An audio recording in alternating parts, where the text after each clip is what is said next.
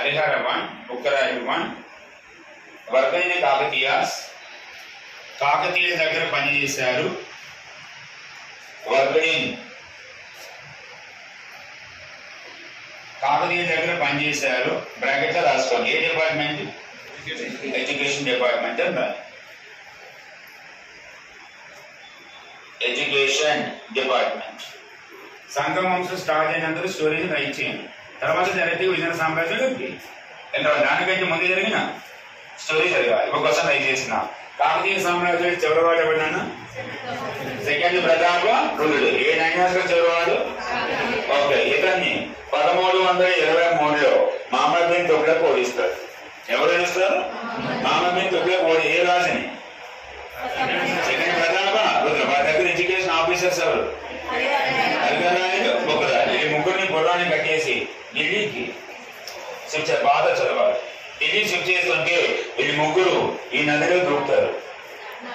ఏ నదిలో? నర్మదా దూకాలి. అందులో చనిపోయిన వాడు బాధ చెప్పాలి. హరిహరాయుడు, బుక్కరాయుడు ఎస్కేప్ తర్వాత ఏ నదిలో దూకుతారు? తొక్కుబడి. అంటే బిఫోర్ స్టోరీ చెప్పాలి. ఏ సామ్రాజ్యం స్థాపించకంటే ముందు మళ్ళీ చెప్తున్నా. కాకతీయ సామ్రాజ్యం పతనమైన సంవత్సరం, విజయనగర సామ్రాజ్యం స్టార్ట్ అయిన సంవత్సరం. మీరు హరిహరాయుడు, బుక్కరాయుడు స్టోరీ మధ్యలో ఉన్నా ప్రతి స్టోరీ చెప్పాలి. ఆ మధ్యలో ఉన్న స్టోరీని కంటిన్యూ చేయాలన్నా. ఓకేనా? మళ్ళీ చెప్పండి. కాకతీయ సామ్రాజ్యం ఏ సంవత్సరంలో పతనమైంది? పతనం చేసిన ముస్లిం రాజు మహమ్మద్ బిన్ తుగ్లక్. 3 మెంబర్స్ ని ఎక్కడ షిఫ్ట్ చేస్తున్నారు? ఢిల్లీకి. ఏ నదిలో దూకారు?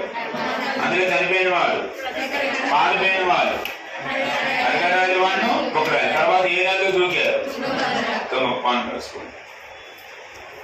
Kakatiya dynasty decline by Kakatiya సామ్రాజ్యాన్ని పతనం చేసిన వాడు. Kakatiya dynasty decline by Muhammad bin Tughlaq. Mohammed